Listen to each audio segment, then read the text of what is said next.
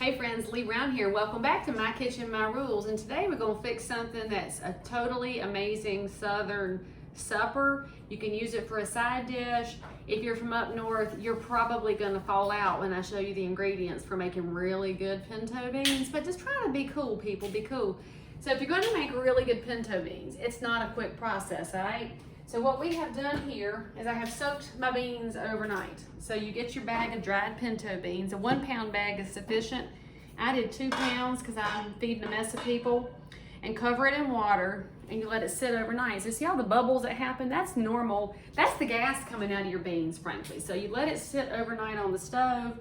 The reason we cover it is so the cats don't get on the counter and drink the water off of the pinto beans. So we're gonna rinse those in a second. But before we rinse them, I'm gonna get the ham hocks going. So those of y'all, this is the ingredient that some of y'all might not be familiar with. If you're a vegetarian, this is probably gonna be an episode you need to turn away from. But that's what a smoked ham hock looks like. See, it's just basically part of the pig, and some of y'all that are wasteful probably don't know how you're supposed to eat these things. So we're gonna cover it with water. It's in a saucepan, and we're gonna put them on the stove. Now they're smoked, all right? So they're already cooked, so I guess you could just pick it up and gnaw on it if you want to, but that'd be weird.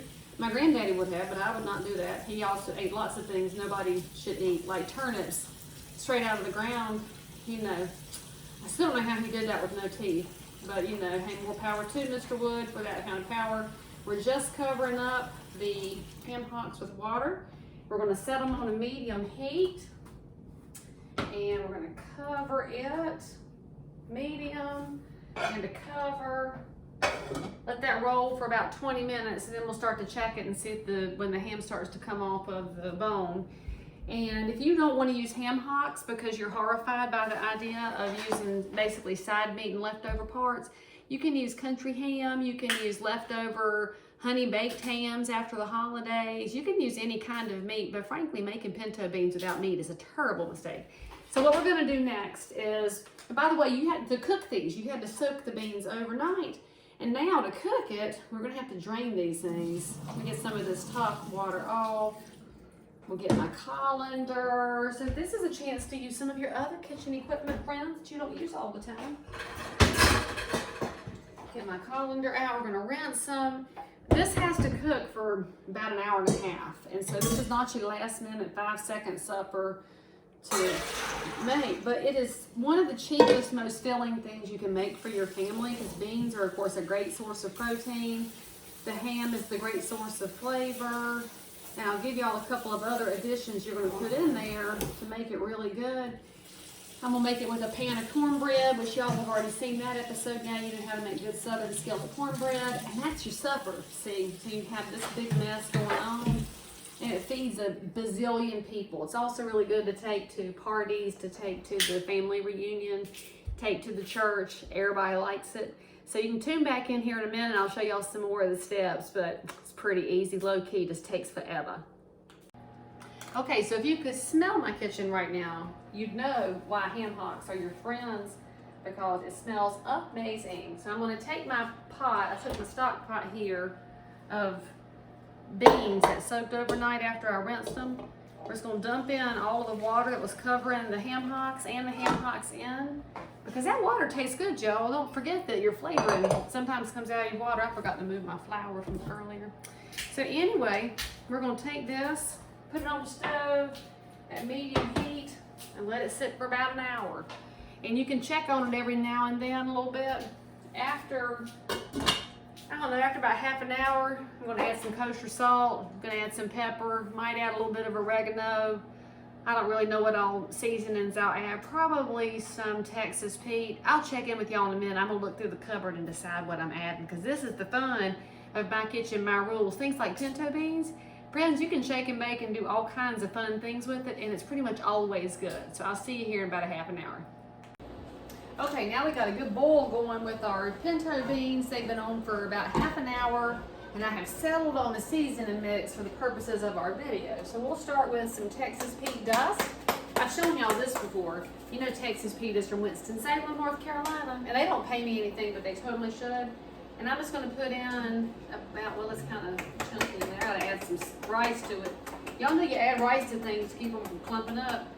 That's probably like about a half a tablespoon, not too much. I'm going to use some ground pepper, and that one we'll use about 2 tablespoons worth. And then we're going to put in some oregano just because we can. And I'm going to say a tablespoon. Let's just say a tablespoon of whatever you put in. How about that? And then we'll be happy, except we had 2 tablespoons of pepper, so I'm already breaking my own rule.